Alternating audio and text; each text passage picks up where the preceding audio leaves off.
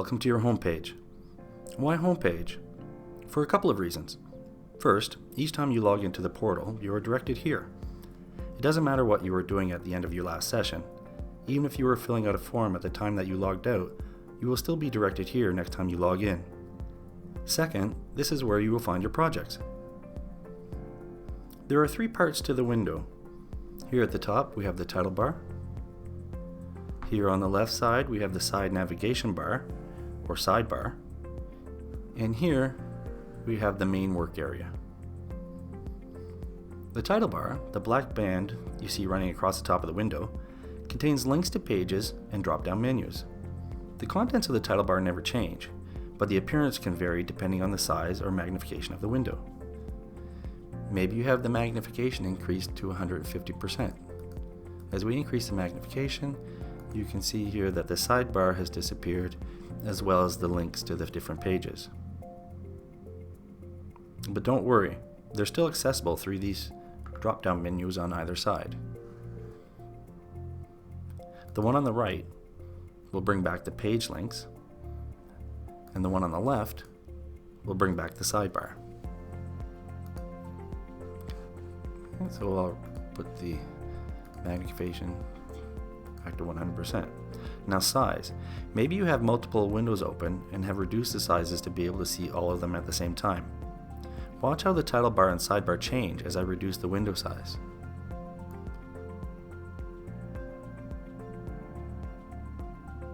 You see, it is the same as when we increase the magnification.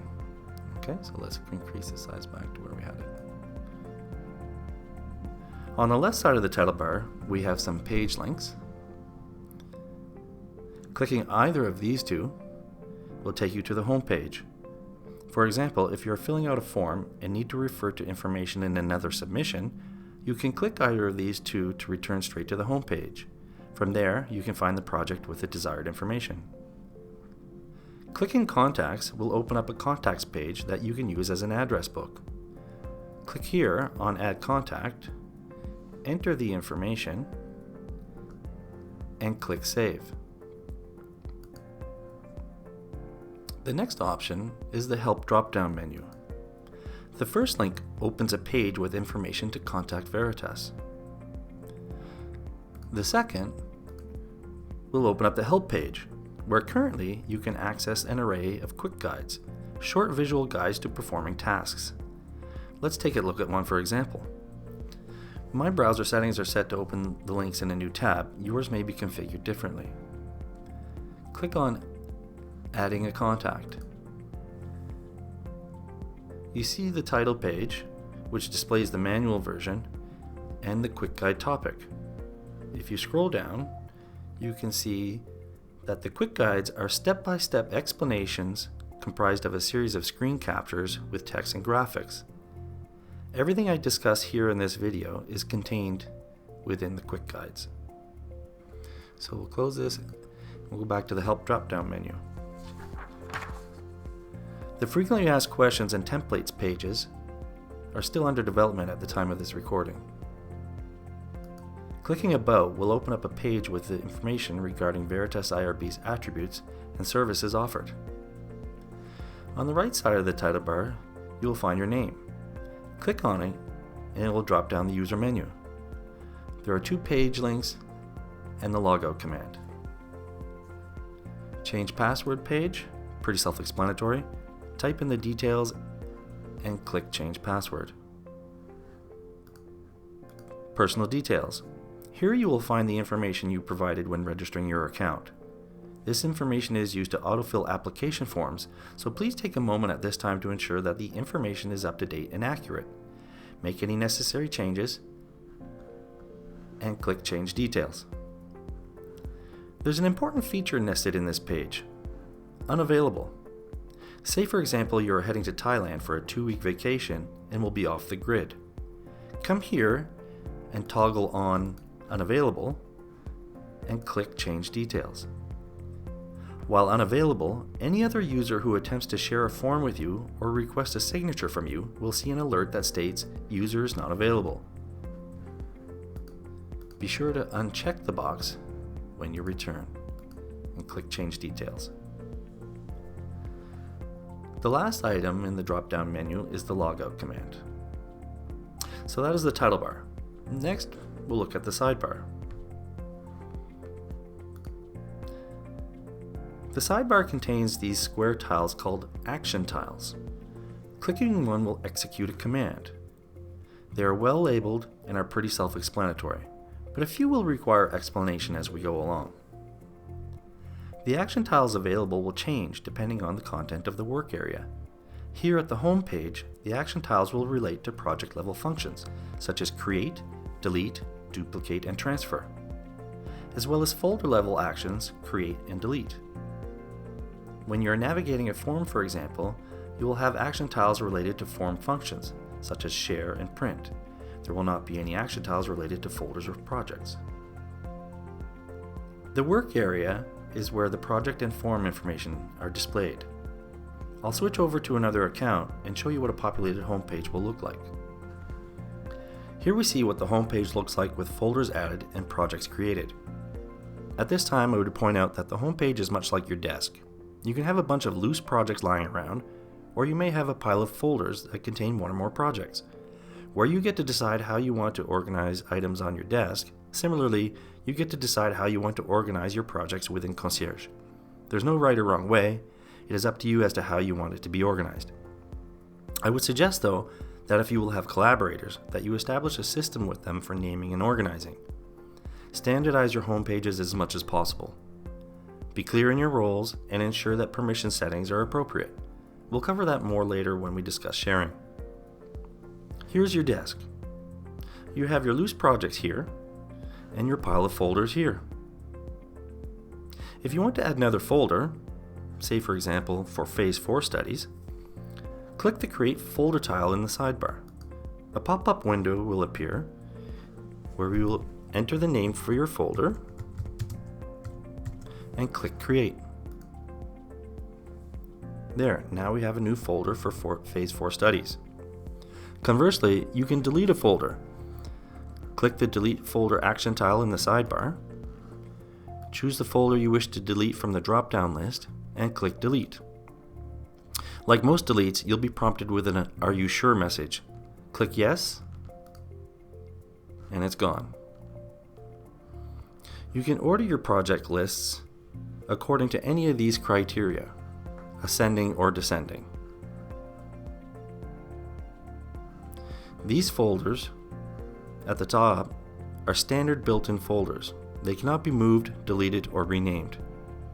There's one for notifications, signature requests, transfer requests, and sharing forms.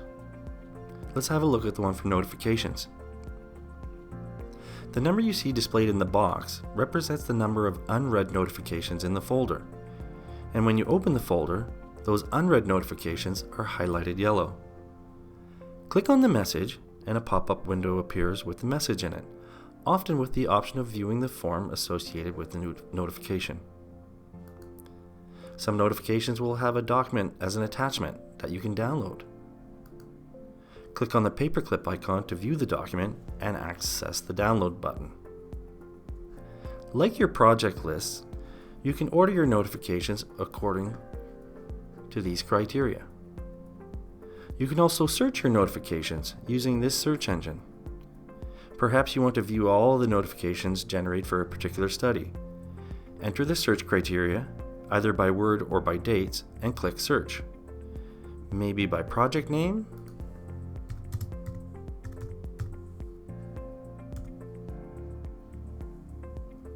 action type,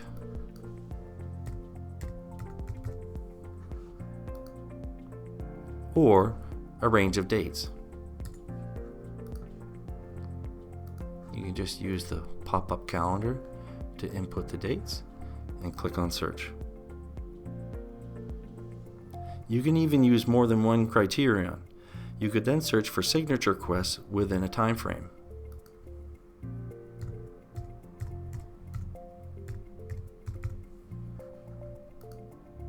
You can see that from within that subset, it has picked out the ones for signature requests.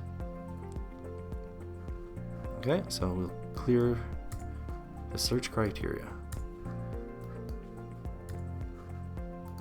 and click on search, and that returns you to the full list of notifications.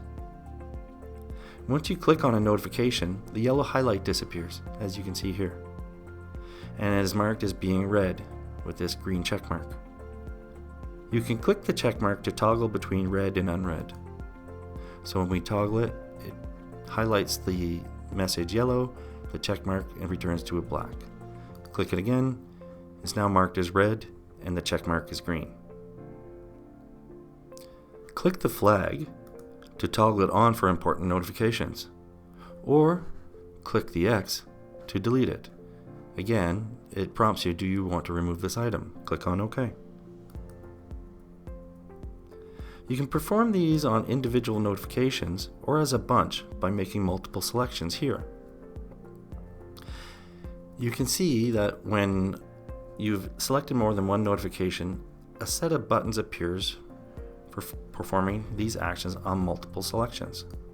So say for example, we select all 4 of these messages, we can mark them as read, or click the button again and mark them as unread. We can flag them, or we can delete them. Okay. Like your projects, it's up to you as to how you want to manage your notifications. Some people prefer not to delete anything, whereas some like to clean house and delete items that have already been seen. There's a folder for signatures requested of you, this one here. The number in the box represents the number of current requests. You can see there are 3 requests listed, but only 1 is currently active. You would view the form and then sign it and submit it using the Sign Action tile in the sidebar. Or reject the signature request by clicking on the Reject Action tile in the sidebar. Similarly, there is a folder for projects that are being transferred to you. Click on the folder to view a history of transfer requests. Active requests are highlighted yellow. Click on the View Project button. View the form and decide whether to accept or reject the transfer. You do this by using the Accept, Reject Action tiles in the sidebar. The last folder is for forms that other users want to share with you. So if we click on the box, we see that 4 forms were shared with me. I can view each form by clicking on either of these buttons, and if I no longer want to be shared on the form, I can click on the Reject button on the far right side. So if we click on View Form,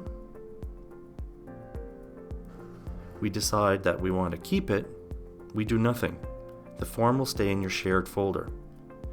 If you do not want to be a collaborator, simply click on the Reject button, enter your justification, and click Reject. This concludes the video.